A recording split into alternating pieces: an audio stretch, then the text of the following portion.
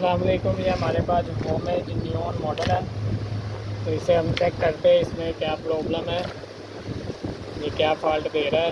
इसे मैं लगा के देखता हूँ। 12 वोल्ट का ये यूपीएस है।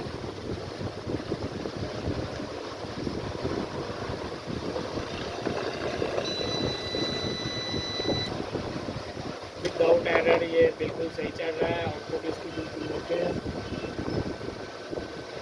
अब इसे हम लगा के देखते हैं कि इनपुट में कोई प्रॉब्लम तो नहीं है।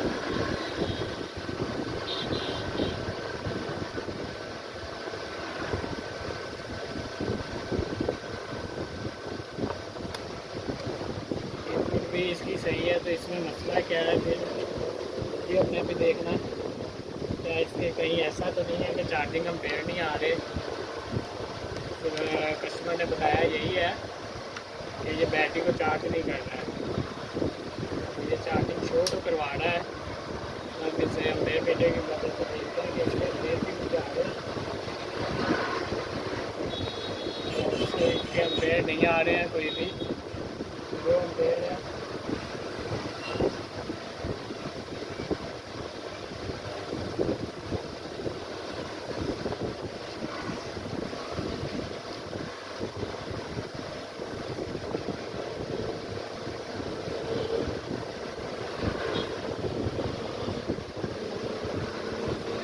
आपको एम्पेयर मीटर की मदद से दिखा भी देता हूँ, देखें शायद नज़र आ रहा हो।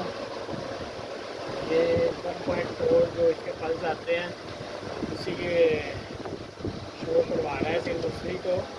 बाकी इसमें ये चार्जिंग नहीं आ रही है। चार्जिंग क्यों नहीं आ रही है इसे देखता हूँ। इसमें चार्जिंग एम्पेयर क्यों नहीं आ रहे हैं।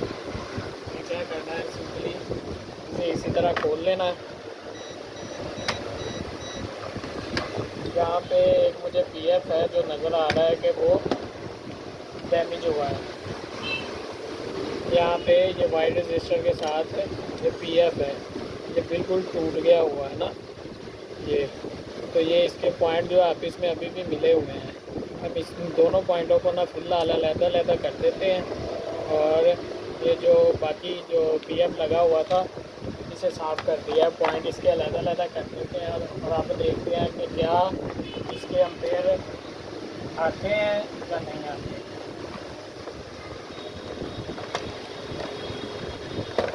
चलो अब इसे हम देखते हैं कि क्या इसके एम्पेयर आएंगे इस तरह या नहीं आएंगे।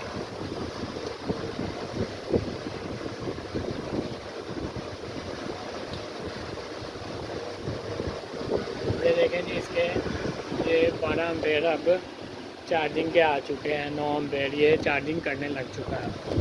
मतलब कि हमारा ये इस तरह का इसे छोटा सा ये फॉल्ट था, तो इसका बटन ऑन करें ऑफ करें कोई इशू नहीं, एम्पेयर इस पर आ रहे हैं। वही हमारा जो पीएफ था वो डैमेज हुआ था और इसके वो डैमेज हो गया, अब इसमें अभी भी मिला हुआ था।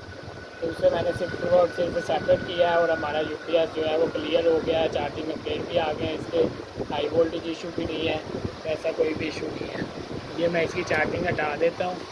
ये आउटपुट भी बिल्कुल क्लियरली दे रहा है 229, मतलब हमारा यूपीएस जो है वो क्लियर हो चुका है।